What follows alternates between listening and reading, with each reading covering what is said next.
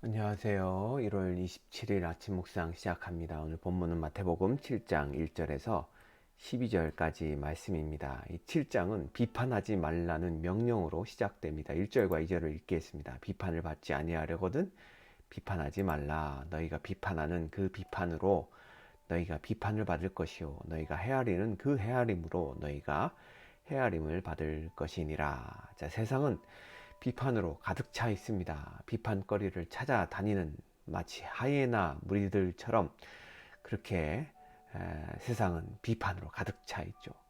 인터넷에서는 다른 이들을 비판하는 기사들로 도배가 되어 있고, 또한 그런 기사들을 보고 익명이 보장된다고 생각해서 그런지 댓글로 갖은 욕설과 비난을 퍼붓는 것을 우리는 보게 됩니다.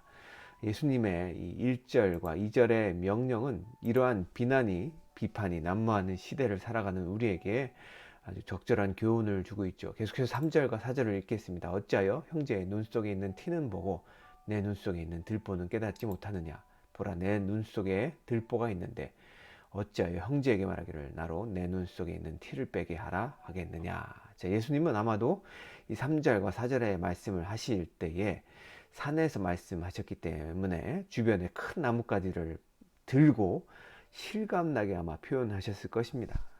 자, 큰 나뭇가지를 눈에 대시면서 내 눈 속에 들보를 먼저 빼라고 이야기하시는 예수님의 그 모습을 상상해 보십시오.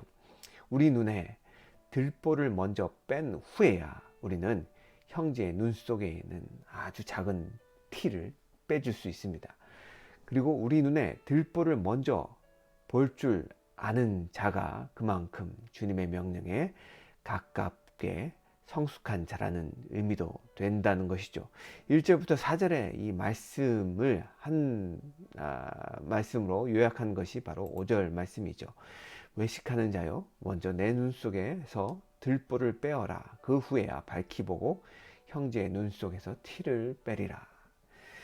자, 예수님은 지금 비판하는 자를 뭐라고 표현하고 있죠? 외식하는 자라고 표현하고 있습니다. 자신의 눈 속에 있는 들보를 먼저 보아야만 형제의 눈 속에 티를 뺄 수 있듯이, 다시 말해서 이 말은 자신의 들보를 빼지 못하는 자들이 함부로 다른 이들을 판단하고 비판할 수 없다는 얘기죠. 예를 들어서 우리가 한 분야에서 오랫동안 아무 흠도 잘못도 없이 본받을 만하게 그렇게 살아오신 분이 그것은 잘못된 것 같소 라고 말한다면 우리는 그분의 비판을 아무 말 없이 받아들일 것입니다. 왜냐하면 그 비판은 비난이기보다는 건설적이고 진정성 있는 평가이기 때문이죠. 그러나 대부분의 사람들은 그렇지 못합니다. 대부분의 사람들은 사실은 자기를 속이면서 자신이 어떠한 자인지도 모르면서 그렇게 비판하기만 하는 외식하는 자이기 때문이죠.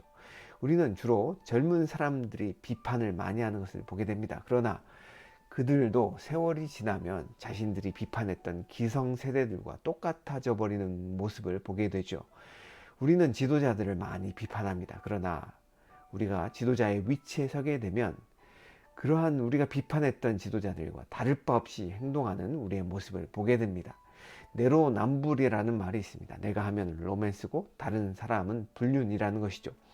그렇게 우리는 다른 사람들에 대해서 함부로 비판하는 모습들을 가지게 됩니다. 사람들은 자신에게는 관대하지만 다른 사람에게는 엄격하다는 것이죠.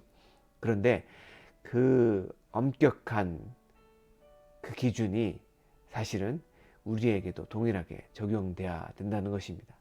우리가 다른 사람들을 손가락질 할 때에 한 손가락은 다른 사람을 향하고 있지만 나머지 세 손가락은 우리 자신을 향하고 있다는 사실을 우리는 기억해야 합니다. 우리가 하는 이 비판에 우리 자신도 자유롭지 못하다는 사실이죠. 그러므로 천국 백성들은 남의 눈에 있는 것은 티로 보고 자신의 눈에 있는 것은 대들보처럼 크게 느껴야 합니다.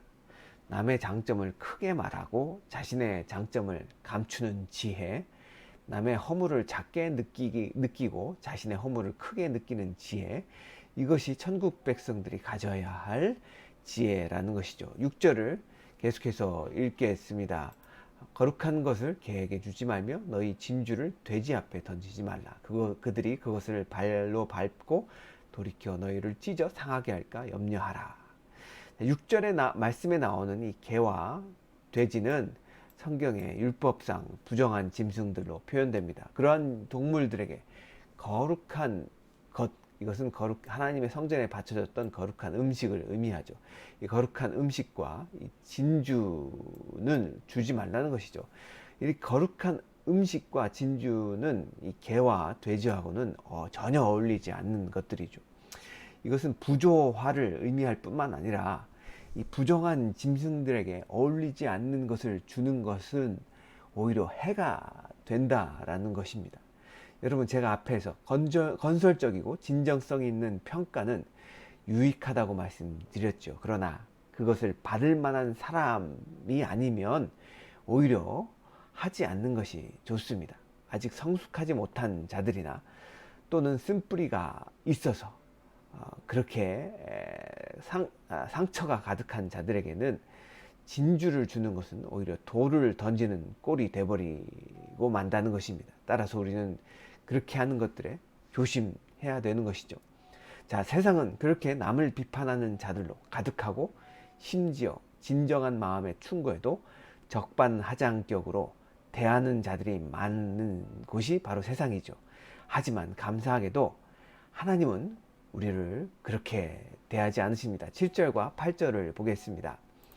구하라 그리하면 너희에게 주실 것이요, 찾으라 그리하면 찾아낼 것이요, 문을 두드리라 그리하면 너희에게 열릴 것이니 구하는 이마다 받을 것이요, 찾는 이마다 찾아낼 것이요, 두드리는 자 이에게 열릴 것이니라. 자, 하나님께서는 구하는 자에게 주시는 분이시고 찾는 자에게 찾게 하시는 분이시고 두드리면 열리게 하시는 분이십니다. 자, 우리 하나님은 애통하는 자에게 위로를 주시는 분이시고 줄인 자에게 배부르게 하시며 회개하는 자에게 용서를 주시는 분이십니다. 그런 하나님의 모습을 아버지의 모습으로 비유하죠. 우리 9절부터 11절 말씀을 보겠습니다. 너희 중에 누가 아들이 떡을 달라 하는데 돌을 주며 생선을 달라 하는데 뱀을 줄 사람이 있겠느냐. 너희가 악한 자라도 좋은 것으로 자식에게 줄 줄 알거든. 하물며 하늘에 계신 너희 아버지께서 구하는 자에게 좋은 것으로 주시지 않겠느냐. 자, 자녀의 요청에 나쁜 것을 주는 아버지는 없습니다. 전부 좋은 것으로 주려고 합니다. 이 조폭의 우두머리도 자신의 자녀는 끔찍하게 아끼죠. 하물며 하나님 아버지께서는 자신의 자녀들에게 어찌 좋은 것으로 주시지 않겠느냐는 말씀입니다. 이 좋은 것을 주시는 아버지 하나님, 그분은 선한 것으로 우리에게 만족하게 하십니다. 그러므로 우리도 하나님 아버지를 닮아가야 합니다. 하나님 아버지께서 우리에게 선한 것으로 주시듯이 우리도 다른 이들에게 선한 것을 주어야 합니다. 이 12절 말씀을 보겠습니다. 그러므로 무엇이든지 남에게 대접을 하고자 하는 대로 너희도 남을 대접하라. 이것이 율법이요 선지자니라. 자, 12절의 이 말씀을 보통 황금률이라고 부르는데요. 이 황금률이라는 표현은 알렉산더 세베루스라는 로마 황제로부터 유래했다고 합니다. 그는 기독교인이 아니었음에도 불구하고 예수님의 이 12절의 말씀에 감명을 받아 그의 벽에 황금 글자로 이 구절을 새겨 놓았다고 합니다. 그래서 이 구절을 황금률, 골든 룰이라고 표현하죠. 예수님 당시에 이 황금률은 사실 꽤 유명한 경구였습니다. 당시에 유명한 랍비였던 힐렐은 한쪽 다리로만 서 있을 동안에 나에게 모세의 오경 곧 토라의 내용을 전수하라고 도전했던 이방인에게 이렇게 말했다고 합니다. 너에게 해로운 것을 이웃에게도 하지 마라. 이것이 토라의 내용이다. 자, 예수님은 당시 유대인들이라면 누구나 알고 있을 이 내용을 긍정적인 표현으로 바꿔서 말씀하신 거죠. 따라서 12절의 내용을 듣자마자 청중들은 예수님이 무슨 말씀을 하시는지 금세 이해했습니다. 그러나 우리는 이 황금률을 오해해서 잘못 적용할 때가 있습니다. 다시 말해서 대접받으려거든 남을 대접하라 라는 이 말씀이 내가 대접받기 위해서 다른 사람들 대접하려고 하는 그러한 뜻으로 잘못 오해한다는 것입니다. 내가 대접받으려고 다른 이들에게 잘해주는 것은 어떻게 보면 이기적인 행동이죠. 갈라디아서 5장 14절에 보면 이 황금률을 이렇게 달리 표현합니다. 온 율법은 내 이웃 사랑하기를 내 자신같이 하라 하신 한 말씀에서 이루어졌나니. 자, 다시 말해서 황금률은 예수님의 대계명인 하나님을 사랑하고 이웃을 내 몸처럼 사랑하라는 이 계명에서 두 번째 계명인 이웃을 내 몸처럼 사랑하라는 뜻과 부합된다는 것입니다. 그리고 이 계명을 설명하실 때 예수님은 사마리아인의 비유를 드시면서 이웃사랑은 내 중심의 사랑이 아니라 상대방의 필요를 채워주는 사랑이라고 말씀하십니다. 따라서 황금률은 이기적인 것이 아니라 하나님의 선하심을 따르는 천국 백성의 원리입니다. 그것은 내가 내 이익을 위해서 그렇게 황금률을 지키려고 하는 것이 아니라 다른 이의 이익을 위해서 하나님께서 우리의 간구에 응답하시고 선한 것으로 채워주시듯이 우리도 다른 내 이웃의 필요를 채워주는 그러한 사랑의 율법, 사랑의 계명을 쫓는 천국 백성의 삶을 살아야 된다는 뜻이죠. 오늘도 우리를 사랑하시는 주님께서 우리의 필요에 응답하시고 그리고 우리를 선한 것으로 인도하시듯이 우리도 다른 이들을 향해서 비판의 눈초리로 입꼬리로 그렇게 접근하는 것이 아니라 다른 이들의 필요를 채워주는 사랑의 마음으로 그렇게 다른 이들을 돌보는 우리 귀한 성도님들이 되시길 주님의 이름으로 축원합니다. 기도하시겠습니다. 날마다 좋은 것으로 우리의 필요를 돌보시고 채워주시는 하나님 아버지, 오늘 대접받고 싶은 대로 대접하라는 예수님의 말씀을 우리 삶에 새겨서 비판 대신 사랑으로 서로를 세워가는 저와 우리 교회가 되게 하여 주시옵소서. 그렇게 행하실 주님을 찬양하오며 예수님의 이름으로 기도하였습니다. 아멘.